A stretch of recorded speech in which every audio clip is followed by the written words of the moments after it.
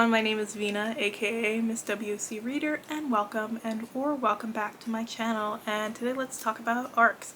So many of you have asked me in the past how I read so many arcs, what my method is of requesting these arcs, and just like how I decide the format and which books I'm going to take. So I read all across the board. If anybody who follows me knows that I like mainly romance and fantasy. I do read some YA contemporary and YA fantasy and middle grade contemporary and middle grade fantasy. I do read literary fiction. I read mystery and thriller. The main genres that I say I don't really read are horror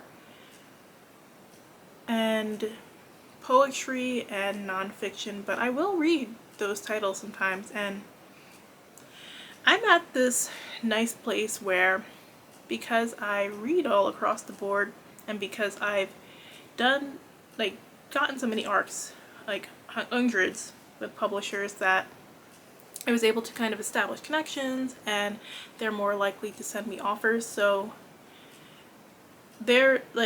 I get the arcs in a variety of ways. One of the main ways I get them is through directly emailing the publisher. Like if there's a title I'm really hyped about, I will draft an email to the publisher explaining who I am, what my platform is. I always just explain my platform as Women of Color Reads. I read books by, about, and for women of color primarily. I do special emphasis on books by Black women.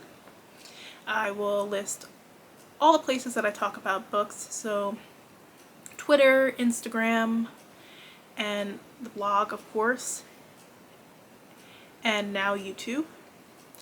I will list the followers I have for each platform, and I will link reviews from my blog that are titles within the same genre, and titles from the same publisher, so they know I've worked with them in the past with arcs. And for the most part, I get most of what I want. I'd say probably like 90% of the time, which is nice. It's gotten me a lot of great reads. It saved me some money on purchasing books too. And I try to get my reviews out by publication day. Now, 2021 has been really crazy because dates are changing all the time. There were so many times where the date unfortunately got pushed up, which I don't like when the dates get pushed up. I'd rather, if anything, they get pushed back to give you more time to read the book. When they get pushed up, a lot of times they'll push books up to being on the same day as very hyped books. So a lot of the hyped books will be coming out on the same day, and if the book is a debut author who they didn't put as much money, the publisher's not putting that much money into to promote, I find that the story can get lost in the shuffle. For me, it's great sometimes because I will be introducing people to stories that they never heard about, but other times it's like, well, everybody's talking about this book, they don't really want to hear about this book. And I feel for those authors having to kind of navigate being up against like so many people, especially for, like I said, my emphasis is Black authors. A lot of them will be releasing on the same day, and if it is an author who is established, people are going to have eyes on them versus a debut who they don't really know about because the publisher hasn't said too much about their book. And it's very weird when it comes to art distribution too. So when it comes to age category, I find that adult is probably the easiest to get arcs for, followed by middle grade, and YA is actually harder to get arcs for. And I don't understand why, because some of the titles that I have really had to basically go through the author to get the arc for have been titles that are considered mid-list.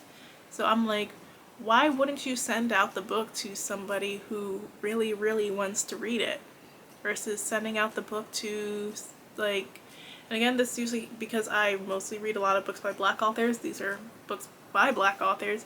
They'll be sending out a book to some white reader who can't relate, but like they'll tell me, if they respond, they'll tell me, oh, we don't have arcs to give, or I can only give you the e-copy, when they're sending out the physical to some reviewer who can't relate, just so that they can take a pretty picture. And that's, Bookstagram is all about taking pretty pictures, so that's one reason that I get the physical arc, so that I of these lesser known books, so that I can take the pretty picture to put some more eyes on it when I can, in addition to my review. And also, I've been reading more physical arcs because I work on a computer 8 hours a day, so sometimes my eyes get tired being on the computer all the time. And also, when I'm on the computer, there's so many different distractions, because I mean, Twitter alone, you can fall down a rabbit hole. YouTube, you can fall down a rabbit hole. And I have so many great conversations on Twitter, don't get me wrong, but then an author told me the other day, like, you have to remember that this platform is designed to make you mad on purpose for engagement. And some people are really great at making you mad on purpose for stuff that they could have kept to themselves, but they felt that they need to say it aloud. And in book Twitter, things often get misconstrued. And don't get me wrong, book Twitter is not the only place that there's drama. I think just about every little niche community has drama. Like, I don't crochet or knit, but I've stumbled across those, like, the drama in that community, and it's like, don't y'all have a peaceful hobby? What is all this drama about? And there's like some elitism in those communities too, and it's like, really? But I have been doing more physical arcs, so I will draft an email in the platform including all my stats, what genres I like to read, and my mailing address on where to send it to. So I don't necessarily ask specifically, can you send me a physical copy, but sending my mailing address, they know that I'm looking for a physical copy first and foremost. And then sometimes I'll get an email back, sure, we'll be happy to send you one, I put one in the mail today. Or sometimes I won't get an email response back, but the book just randomly shows up in the mail. One time it was really interesting because the book randomly showed up in the mail, and then a couple days later somebody from publicity emailed me and they're like, I'm sorry, we don't have any copies to give. I can't give you a copy. And I'm like, I got a copy a couple days ago. What do you mean you don't have any copies to give? And that was for a mid-list book that they weren't really promoting. So I found that very interesting because they barely sent out copies of it, and then like some people they sent it out to like did not even review it. And other people they sent it out to, I'm like, yeah, they had a platform, but it was somebody that worked in publishing, so they're not gonna really give an honest review when they work in publishing because they work in publishing. So that was very interesting. But I am also on some different mailing lists. So one thing I find about Simon & Schuster for their adult side is if they send you an ARC, they will also send you a follow-up asking for your review so that they can promote it and repost it. So the couple of times I've worked with them the past year, I've gotten that follow-up like, oh, where did you talk about this book so we can promote that, or when are you going to review the book? And then they'll send me emails asking if I want to read a book similar. Like, I read a couple of heavier books like dealing with like different issues within the Black community, so then they were sending me emails like, well, we have this book by this Black author that deals with these issues, would you like us to send you a copy? And I read the synopsis, if it really catches my eye, it's a book I'm really hyped for, then I'll say yes. If it's a book I'm just okay about, I'll say no. I'm on the mailing list for Harper Perennial, so you can request an e-galley or you can request a finished copy through them. They have a form to fill out. I'm also on an email list for Doubleday, and they'll also do the same thing. Like, you can request a finished copy of this book or you can request an ARC of this book. So I get books here and there that way. Grand Central, same thing. I've gotten some books from them through requesting the finished copy. I'm on a list for Berkeley, who also does that list. Berkeley, they'll send you a list with widgets for NetGalley, where they'll be like, well, these are all the books that we're releasing in romance for February. They'll send it a couple months ahead, and here are all the links to download it. If you want a finished copy, then they will send out, you can either reach out to the publicist, because they will have the publicist listed, or they will send out another list that has where you can request a finished copy. So that's pretty interesting. I've gotten a couple of books that way as well. Most of the time, if I have an ARC, I'm not going to request a finished copy. The only time I've done do a finished copy is for a book that I specifically wanted to give away. So I did giveaway before where I specifically requested a finished copy so I could run the giveaway, but that's about the only time that I do that. I feel like if I have the ARC, that is very close to the finished text most of the time. Give or take some slight changes in grammar, so I don't really need the final copy. If I want the final copy, I can always just read that through my local library. And I use Edelweiss sometimes. Edelweiss is different in that it's more focused on publishing professionals and librarians. So they'll approve them for a lot more books than they'll approve a blogger / YouTuber for. And it doesn't matter if the book is like something that you really explain that you are a specific reader for, they'll still decline. But then there are times that I'll go on there and they'll just randomly send me a book, like, we figured you'd be interested in this. They send it, and that's pretty cool too. A lot of publishers are really cool too in that they'll send 2 copies, so they'll be like, oh, we're gonna send it to you, but also here's the e-ARC. I appreciate them because then I can kind of switch back and forth between the method in which I'm reading, and it makes it go a lot faster for me. Audiobook ARCs, well, most of the time with the audiobooks, it's not really an ARC. You're getting the finished copy. They usually don't release those till about the month before, sometime a couple weeks before, because again, it's the finished copy.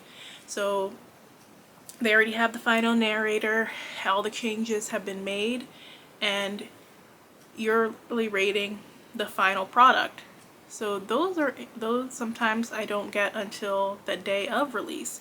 So those I approach a little bit differently, because I will listen. If I get the book the day that it releases, I'm not going to get to it right away. It might not be for a couple of weeks, it might not be for a couple of months, depending on when it released and when I have time, because I like to do a lot of my audiobook listening when I'm in the house, because I don't have a long commute when I have to go into the office. So I'll do it when I'm in the house doing my chores. Sometimes I just don't feel like looking at a book physically, so I'll just be laying in bed listening to the words. And for the audiobooks, I get them directly through the publisher. I don't email usually for those. I already get emails sent to me from being on audiobook lists, where the publisher will send me a list of all the audiobooks that are releasing for the month and tell me to choose which titles interest me and send that back to them. So that's how I get most of my audiobooks. I'm also on Libro FM. They have an advanced listening program which you can use as bloggers. I don't think that I can't remember what the minimum amount of followers that you have to have is. It's not that high. But every month they will send an email like, these are the books that we have available for you to download. And sometimes the selections are really good. Sometimes the selections are really meh. Some months I will come away with 3 books, some 4 books. Some months they're lucky if I'll come away with 1 book.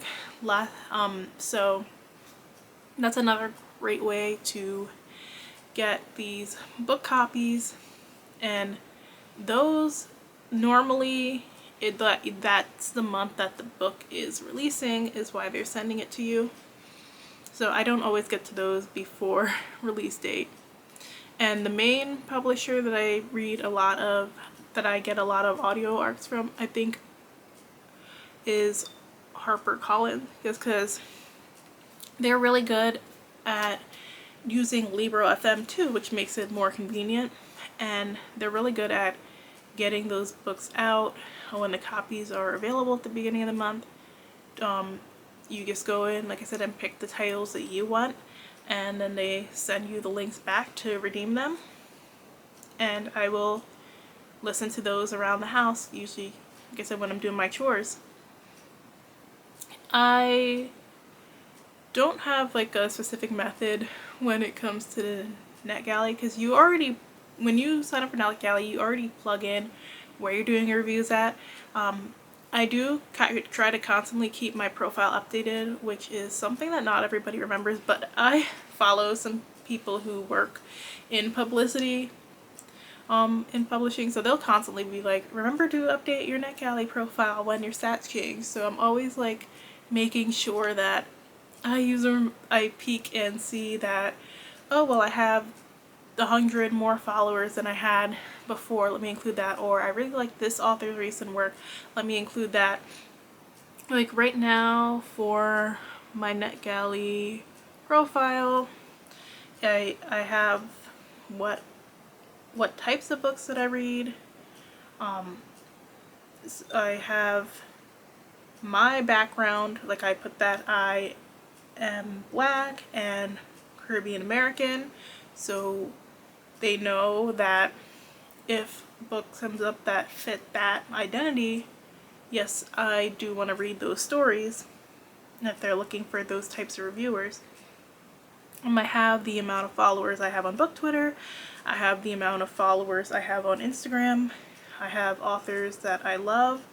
Like right now, all the authors I love that I have listed right now are Alexis Henderson, Reese Ryan, Lacey Baker, Christina Forrest, B.B. Alston, Agnes Gomillion, Alexis Daria, Raina Barron, P. Shelley Clark, Jordan Fuego, Elizabeth Acevedo, and Sunithia Williams. I need to get back in there and update some more authors, because there's some recent faves that I found in the past couple of months. But I claim that I enjoy contemporary small town romance, historical fantasy, cozy mystery, urban fantasy, epic fantasy, literary fiction, and thrillers. Like I said, I read all over the board. Some genres more than others, but I try to do a variety and sample, and that's because when I was first starting my blog, I read mainly YA fantasy with a slide of YA contemporary and adult romance, and people are like, oh well, I don't really read those genres.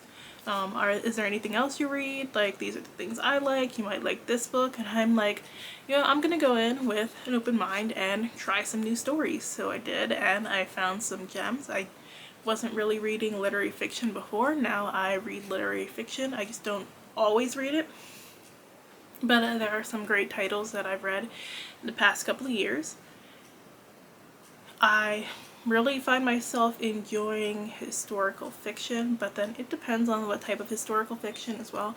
I don't like historical romance, which I know a lot of people love, but I feel like a lot of what dominates historical romance is, one, not really based in actual history, and two, not really for me.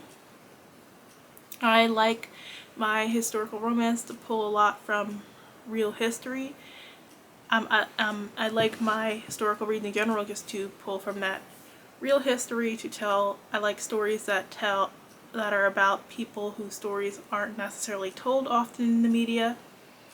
And I really like historical fantasy lately because I like what they're doing with these stories, showing a different side of the people, showing a more humanized side that we don't always see, and then showing a bit of magic and how they would handle certain situations. So that's one of my favorites right now. And like right now my NetGalley shelf is actually down to 8 books, which is great. Like I said, I'm in a position right now as a blogger and a YouTuber where, because I read so many different genres, because I've gotten a lot of books from these publishers in the past, I don't get denied too often on what I want to read. So it's just like titles that interest me in the genres I love, I'm gonna hit request for. Sometimes I will get sent a widget by the publisher to read things. A couple of times on Edelweiss, I got sent an offer to just read the book, which was nice. But I like sometimes I will, when I email the publisher, they don't necessarily have the physical ARC, so they will like, well, here is the widget for NetGalley, which when you click the widget, you automatically get to read the book. So if you are a blogger or potential reviewer and you are interested in requesting ARCs, you can always reach out to me on Twitter. Like, I can share some of my contacts. I find it so weird that a lot of people will gatekeep their contacts for publicity. I'm like, why? It's not a secret. For adult books, it's their contact information is usually on the back of the book, and then they have public email addresses listed on their sites as well, and then sometimes they're listed on the author website, and these people list their role on their Twitter and LinkedIn. So why are you hoarding their like information? Like, it's a bad thing. They need to reach out to more readers, and if they don't want to read, if they don't want to send them the book, they can always just not respond to the email. I don't understand the gatekeeping of publicity information. So if you need a contact and I have it, I'm gonna share it, just like several people I know share contact information, and that's how I've been able to get ARCs. If you have any other questions about ARCs, leave them in the comment section below. Thanks so much for watching, and I will check in with you guys soon. Bye!